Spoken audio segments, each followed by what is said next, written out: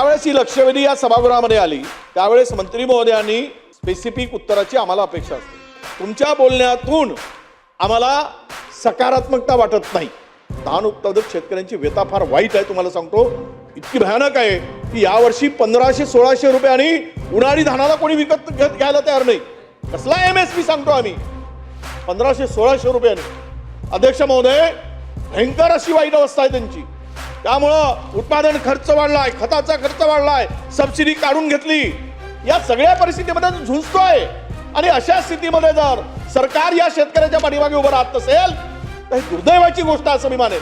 त्याचा बळी घ्यायला तुम्ही निघालात, अशी परिस्थिती निर्माण होईल.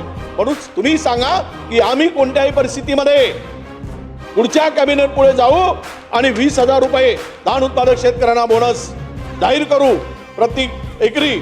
हे सांगून टाका, म्हणजे सगळ्या समाधान होऊन जाईल आणि मार्ग निघेल.